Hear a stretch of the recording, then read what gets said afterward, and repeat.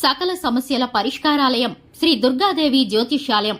దూర ప్రాంతాలలో ఉన్నవారికి ఒకే ఒక్క ఫోన్ ద్వారా వెంటనే పరిష్కారం చెప్పబడును. కేరళ, తమిళనాడు, కర్ణాటక పద్ధతుల్లో పూజలు చేసి ఎటువంటి సమస్యలకైనా 100% శాశ్వత పరిష్కార మార్గం చూపబడును. మీ ముఖం, ఫోటో, చెయ్యి, పేరు, వయస్సు వాట్సాప్ చేయండి. ప్రేమ వశీకరణం, స్త్రీ వశీకరణం, పురుష వశీకరణం, శత్రు వశీకరణం, వివాహం మరియు సంతానం ఆలస్యం అవ్వడం, విడాకులు మరియు కోర్టు సమస్యలు, ధనం మరియు బిజినెస్ సమస్యలు, స్త్రీ పురుషులకు ఎటువంటి నిగూఢ సమస్యలకైనా 100% రోజుల్లోనే పరిష్కారం చూపబడును. వశీకరణ స్పెషలిస్ట్. Phone number 9347215813. ఫిబ్రవరి 6 గురువారం. తులారాశి. మధ్యాహ్నం నుండి ఏదో తెలియని బాధ వెంటాడుతుంది. తులారాశి వారికి 2025 ఫిబ్రవరి 6వ తేదీన మధ్యాహ్నం నుండి ఏదో తెలియని బాధ వెంటాడుతుంది. వీరి యొక్క జీవితంలో ఏ విధమైన బాధ వెంటాడుతుందో, వీరి యొక్క జీవితంలో దినఫలాల ప్రకారం ఇప్పుడైతే మీకు ఎటువంటి అనుకూల ప్రతికూల ఫలితాలు ఉండబోతున్నాయో, చేయగలిగిన పరిహారాలు ఏమిటో, మీరు చేసుకోవలసిన దేవతారాధన ఏమిటో ఈ వీడియోలో పూర్తిగా తెలుసుకుందాం. వీడియోని పూర్తిగా చివరి వరకు చూడండి. అప్పుడే మేము ఏం చెప్పబోతున్నామో మీకైతే అర్థమవుతుంది. అలాగే ఇంతవరకు మన ఛానల్ ఎవరైనా సబ్స్క్రైబ్ చేసుకోకుండా ఉన్నట్లయితే వెంటనే ఛానల్ని సబ్స్క్రైబ్ చేసుకోండి. పక్కనే ఉన్న గంట సింబల్ మీద ఆల్ అనే ఆప్షన్ని క్లిక్ చేసినట్లయితే మేము చేసే ప్రతి వీడియో నోటిఫికేషన్ మీ వరకు చేరుతుంది. ఇక వివరాల్లోకి వెళ్ళిపోదాము. ఈ రాశి వ్యక్తుల మనస్తత్వాన్ని కనుక చూసుకున్నట్లయితే వీరిది చాలా మంచి మనస్తత్వం. అలాగే వీరికి చాలా సున్నితమైన మనస్తత్వాన్ని కలిగి ఉంటారు. అలాగే ఒక్కొక్క సందర్భంలో కఠినంగా వ్యవహరిస్తూ ఉంటారు. వీరికి కార్యదీక్ష, కార్యదక్షత కూడా ఎక్కువగా ఉంటుంది. అలాగే వీరైతే కార్యరంగంలో దూకుడుగా వ్యవహరిస్తారు. మంచి చెడులను అంచనా వేసుకుని ఏ పన్నైనా మొదలు పెడుతూ ఉంటారు. ఎదుటివారు మాట్లాడేదాన్ని బట్టి వారి హృదయంలో ఉన్న ఆలోచనని పసిగట్టగలుగుతారు. అలాగే వీరికి కుటుంబ సభ్యుల్లో కానీ, సంఘంలో, సమాజంలో కానీ, స్నేహితుల వద్ద కానీ మంచి పేరు ప్రఖ్యాతలనేవి ఉంటాయి. ఉద్యోగ రంగంలో, వ్యాపార రంగంలో, అలాగే ఆర్థిక మార్గాల్లోనూ వీరు వేసే ప్రణాళికలు నూతనంగా ఉంటాయి.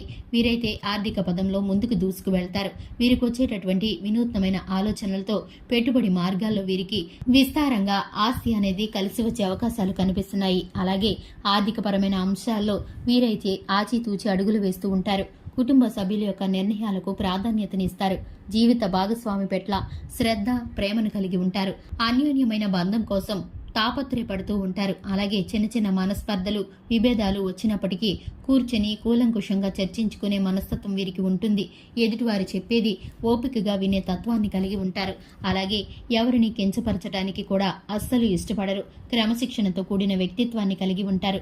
అలాగే వీరు చేసేటటువంటి ప్రతి పనిలో కూడా ఒక నూతనమైన పద్ధతి అనేది తయారు చేయాలని ఆశపడుతూ ఉంటారు. దానికి సంబంధించి ఎక్కువగా శ్రమపడుతూ ఉంటారు. ఆరోగ్యం పైన శ్రద్ధ ఎక్కువగా పెట్టరు.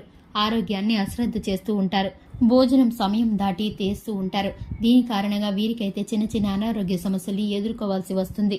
ఇక ముఖ్యంగా విషయానికి వస్తే కనుక ఫిబ్రవరి 6వ తేదీన వీరికైతే కనుక మధ్యాహ్నం నుండి ఏదో తెలియని బాధ వెంటాడుతుంది. ఏదో ఒక సమస్య గురించి, ఏదో ఒక ఆలోచన గురించి వీరైతే ఆలోచిస్తూ బాధపడుతూ ఉంటారు.